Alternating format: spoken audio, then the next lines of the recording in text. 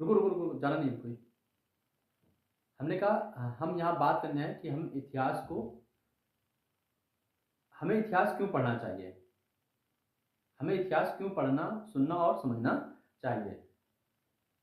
तो इसलिए ताकि हम अंधभक्त या अंधविश्वासी ना बने। ये वो वाले अंधभक्त नहीं है जिनको आप सोच रहे हैं। यहाँ जो अंधभक्त और अंधविश्वास है वो मैं उन व्यक्तियों के लिए इस्तेमाल कर रहा हूँ जो तार्किक बातों को तो ठीक है, जो जो अतार्किक बातों पर भी आंख बंद करके विश्वास करते हैं, मैं उनके लिए अंधभक्त और अंधविश्वास जैसे शब्दों का उपयोग कर रहा हूँ, उनके लिए नहीं कर रहा हूँ। इतिहास को ही जानने से हमारे पास बुद्धि तो है, लेकिन उसका क्या नहीं है, बौद्धिक विकास नहीं होता है। हमारे पास बुद्धि है लेकिन उसका क्या नहीं, बौद्धिक विकास नहीं होता है। इस बौद्धिक विकास को ही जानने के लिए, इस बौद्धिक विकास को ही करने के लिए हम क्या करते हैं, हम इतिहास को पढ़ते हैं। ये बौद्धिक विकास कैसे होता है, लोग बोलते हैं ना, एक आम भाषा में बताते हैं कि किताबें पढ़िए, किताबें पढ़ने से आपकी समझ विकसित होगी, आपकी बौद्धिक विकसित। तो इतिहास ही तो पढ़ रहे थे ना, किताबें पढ़ रहे तो हम इतिहास ही पढ़ रहे हैं ना। इतिहास को इतिहास ही एक शब्द से बोल देना कि हाँ यही इतिहास है। जब आप विज्ञान पढ़ते हैं वो भी एक इतिहास का हिस्सा है। जब आप कहानियाँ पढ़ते हैं किसी की तो भी वो इतिहास पढ़ रहे हैं। जब आप गीता पढ़ रहे हैं तो भी इतिहास पढ़ रहे हैं। गीता पे आप इतना फोकस क्यों किया जाता है, क्योंकि इतिहास में उससे सीखने को मिलता है। एक व्यापक किताब है जो बताती है कि कई सारे समस्याओं का हल उसमें लिखा हुआ है, इसीलिए तो पढ़ते हैं ना गीता। गीता है तो इतिहास ही ना।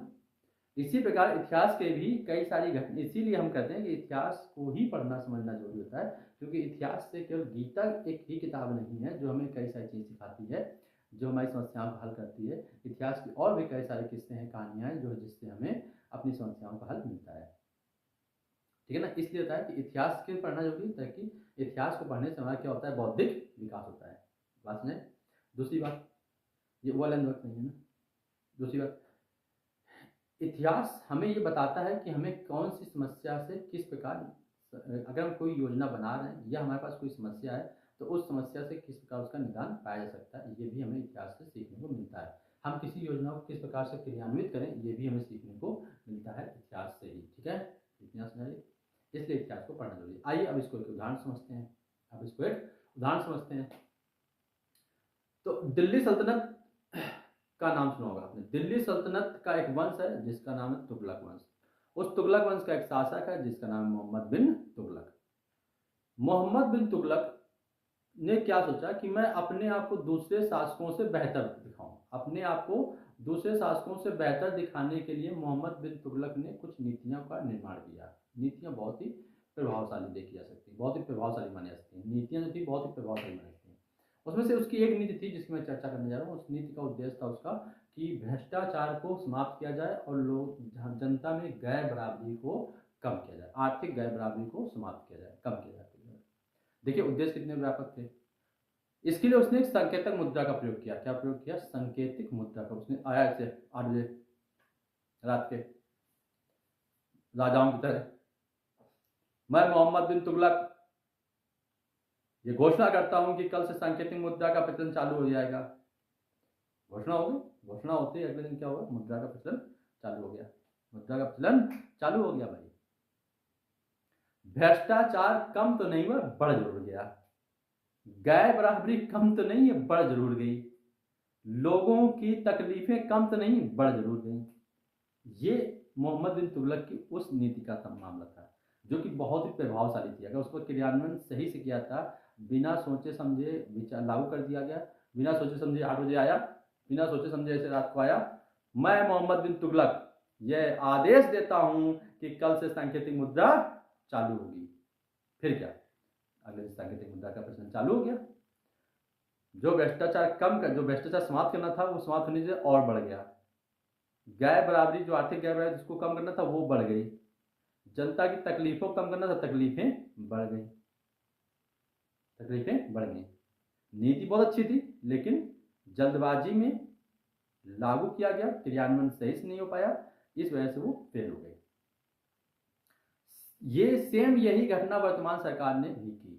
सेम इसी तरह की एक घटना वर्तमान सरकार द्वारा देखी गई। वर्तमान सरकार ने भी इसी तरह की घटना को दोहराया।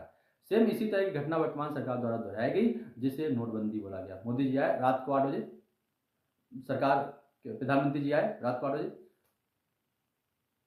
भाइयों कल 8 बजे, आज रात 8 बजे से, समझ गए।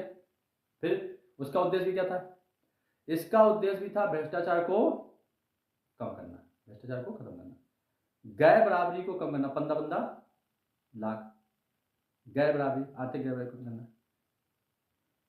दोनों में ही दोनों ही चीजें नहीं हो पाई, भ्रष्टाचार बढ़ गया, गैर बराबरी बढ़ गई। देखिए दोनों ही चीजें क्या हुई, बढ़ गई। यहां पर होना क्या चाहिए था कि सेम वही घटना है ना, इसका भी क्या नहीं हो पाया, जल्दबाजी में लॉन्च की, बिना सोचे समझे जल्दबाजी, बिना सोचे समझे जल्दबाजी में क्या किया गया, उसको लागू कर दिया गया, क्रियान्वयन सही नहीं हो पाया, प्रभावशाली जो नीति थी वो असफल हो गई, विफल हो गई। ये घटना इतिहास में हो चुकी है, वर्तमान में फिर से दोहराई गई है। इसीलिए हमने कहा कि अगर इतिहास को समझ होती, इतिहास की उस घटना का वर्णन देखा तो उस इतिहास उस घटना से और इस घटना कंपेयर तो मुझे नहीं लगता है कोई अंतर है। जबकि यहाँ पर उस घटना से सीखा जा सकता था कि इस तरह की नीति को किस तरीके से लागू किया जाना चाहिए, ये नीति किस तरीके से लागू की जाएगी जो जो प्रभावशाली रूप ढंग से लागू हो पाएगी, तो नहीं हो पाया।